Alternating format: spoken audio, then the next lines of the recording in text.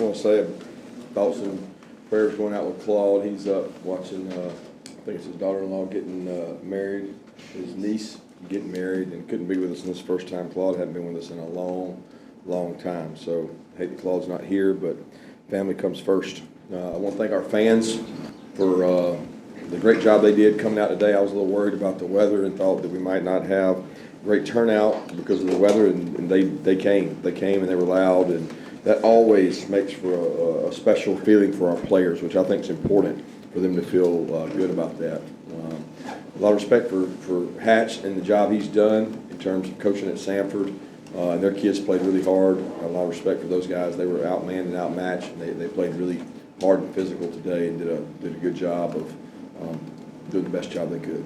So we got to play better. We didn't play our best game, and we know that, and our kids acknowledge that, and we start the SEC gauntlet next week. So that'll open it up. Have we any questions? Coach, what do you think about the red zone effort today? 7 for 4 field goals. That was a big issue, I guess, today.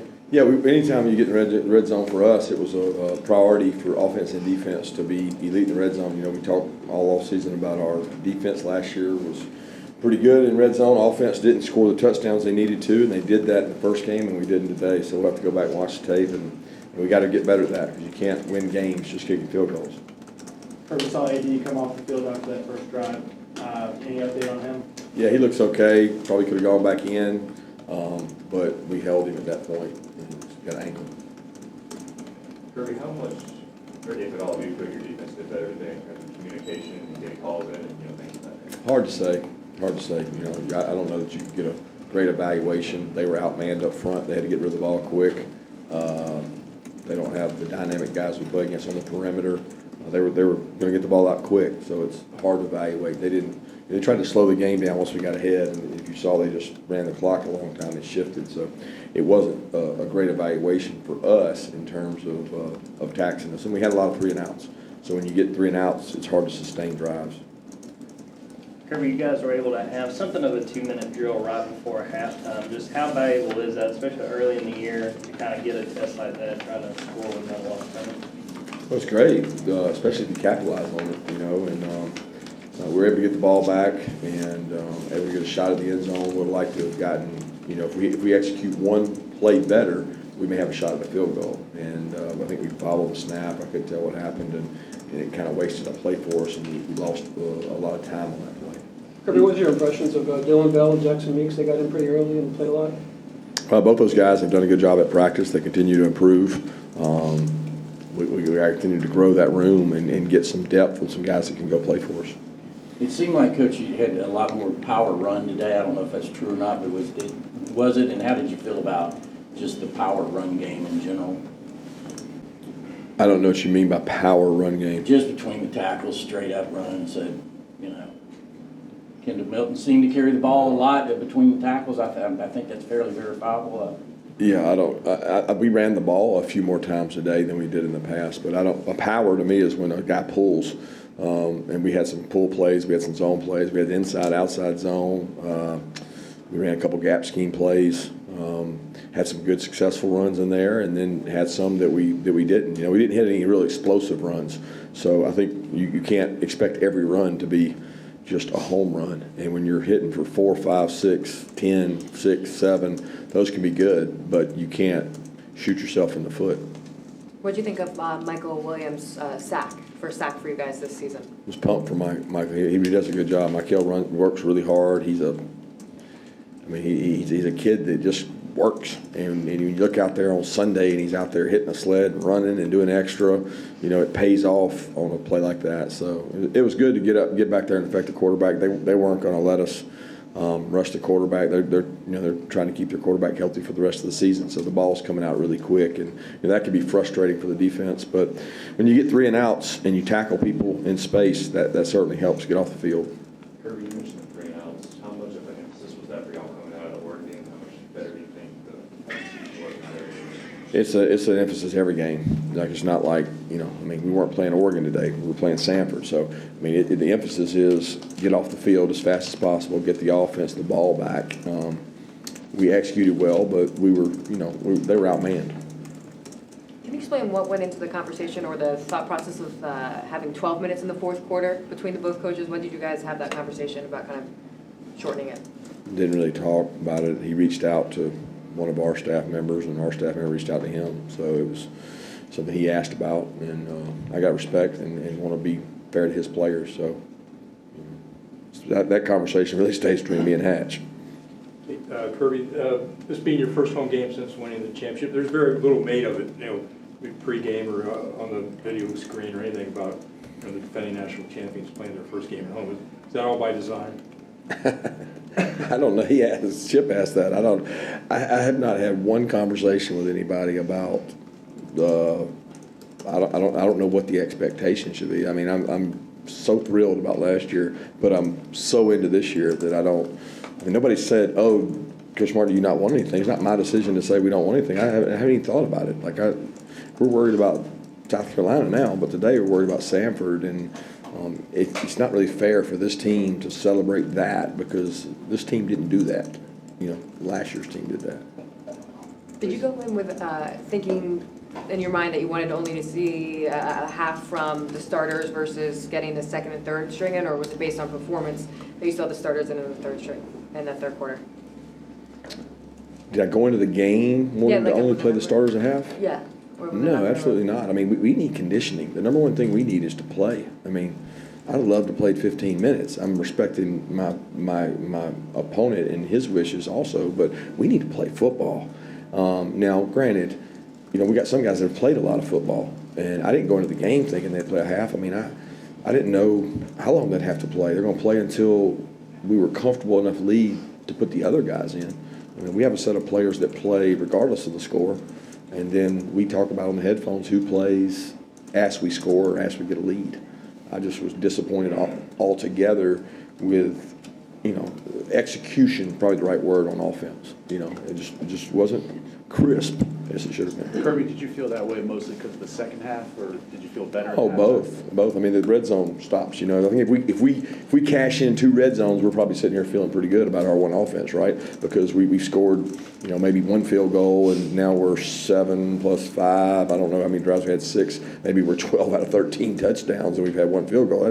That doesn't bother you. But when you don't get it multiple times in the first half, and then second half you come out and you don't get it, and then you put Carson in, and we didn't cash in on a chance in the red area. It's something you got to really work on, and I guarantee you it's easily fixable, but a lot of it comes down to execution. And 11 different players caught a pass in the first half there. How much of that is, you have the ability to spread the ball around? How much of that was in the game plan? If you want to try and diversify what we have here. I don't know this in the game plan. It's about gaining depth. We have a good system that allows us to put people in places to say, is he a get the ball to guy? Because you better know who those guys are when you play elite opponents. And some teams will take those get the ball plays away from you, and then you get narrowed down to who can touch the ball. And ultimately football comes down to who can win one-on-one, and we got to figure that out. Fortunately, we've played a couple teams right now that we're better than, and we can get the ball to anybody. It's not going to always be that way, and that's what we've really worked hard on during the week of practice of finding out when it's good on good who the best player is. And what I call good on good is our defense against our offense.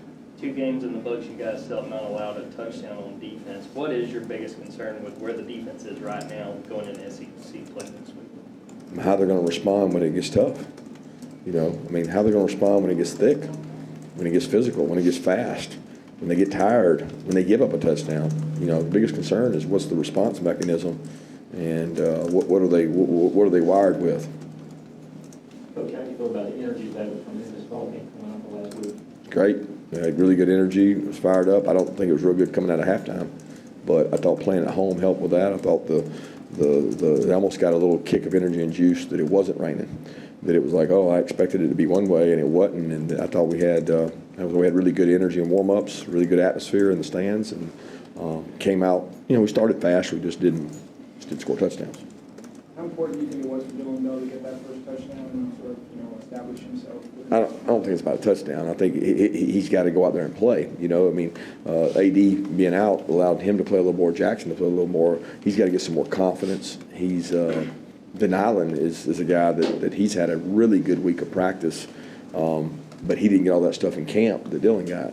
So we need those two guys, CJ to grow up. We need to get Arian back. I mean, there's guys there that we've got to get to be able to stretch the field vertically and be a complete offense. When do you think Arian might be able to come back? Don't know. You were talking to Stetson coming off the field after the Hail Mary. What were you kind of talking to him about it? Just that he did a good job getting the ball off. That play is a design. It's going to take a while, right? So knowing it's going to take a while, the escape route is usually up in the pocket, and he went out and tried to outrun everybody, and that's where the offensive line's blocking them too. So we don't get to work that play live a lot.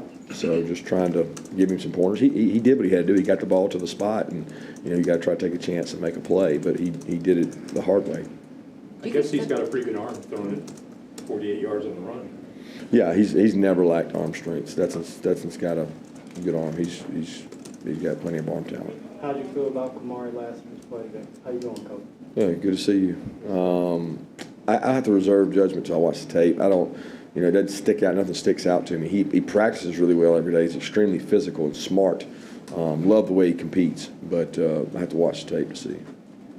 You got South Carolina next week. What are some of the initial outlook on that matchup and what they bring to the table, especially with the new quarterback mindset? Well, I got a tremendous athlete at quarterback. We looked hard at both him and their offense in the offseason. Have studied those guys.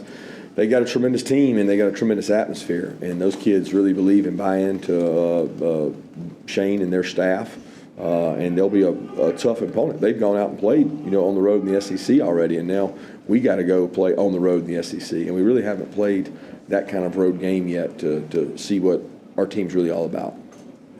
Do you feel like Stetson really worked on his conditioning this year? He seems like he's faster a little bit, maybe quicker on his feet, or maybe he's trusting his feet more this season compared to last year? I don't know. I mean, he's not trusting his feet to me because there's several times he could have run. He could have taken off. He's always been mobile, but there was – the third down sack that took us out of field goal range, and I probably shouldn't have kicked the field goal. He can't take that sack. You can't do that. You got to throw the ball away or just run it. And you know what you do? You ensure that we get 3 with every yard you get. So the decisions to run it probably have been less for him, and he's made some throws. He made the throw to Ladd on the run across the field, made a nice throw. So, those are things that we can always second guess, and it's easy for me to sit up here and second guess. He's got to be the guy up there playing quarterback, but we need him to protect the ball and make good decisions. Without watching the film, what are your impressions of how this offensive line has handled moving guys in and out, just how they've played with different pieces of it? Yeah, I think that's a little overrated, right? Like, who's beside you? What does that really matter? Like, you're doing your job, he's doing his job. It's not like they speak a different language, So the pieces they practice all week that way. I think it gives us more stamina, more depth, more ability to go fast. But at the end of the day, there better not be much difference in the guys. If you're playing them all, you better play the best ones when it matters most. Coach, I think in the very end, my guys might have had 10 true freshmen on defense at one time, I guess 8. Have you ever recalled that before? And just to get those guys reps, all the true freshmen, all the inexperienced guys reps in these first 2 games, how valuable is that to be? Well, it's great, but I'll be honest with you, I hope they don't have to play because that means somebody else can't play. We want to get them better. We want to grow and develop them. It's a great opportunity for them. And what they usually realize is that they're not ready. And when you turn the tape on, they watch it, and they can't believe they did what they did. And there's a certain number of snaps that every freshman has to take before they can execute at a high level. And we're just trying to speed that process up. Got a chance to talk to Darnell Washington afterward. He talked about just how he loves the physical nature of football, whether it's catching it or running it. What have you seen from him in these early couple of games? What do you see for him in the future? Well, I've seen through camp an extremely physical blocker. Now, he really hasn't got to display that much. He got to display it a little more today, but he hasn't got to really showcase that talent. He is a physical, really good blocker and a really big target. And he's practiced really well. He's done a good job. I continue to say offensively we got to be in great shape. We got to be in great conditioning shape because we got to be able to play with tempo and do things. But Darnell has done everything we've asked him to do. He's practiced really hard. He's played really hard. He's maintained his weight at the right level. And he's getting rewarded for it by getting some catches and some touches and also being physical. No Nyland Green today. How close was he to being able to play? And Tyke Smith being able to get back from his injury, What have you seen from him in the first 2 games? He's gaining more confidence. He hit some higher speeds this week, and we played him more. He got an opportunity to play a little more, and he's growing, getting better. He's got to get confidence too. His confidence in his knee, his confidence in our system. And then Nyland, I don't know how far away he is. He didn't dress. He wasn't able to go or work out. Any more questions for Coach? Thanks, guys.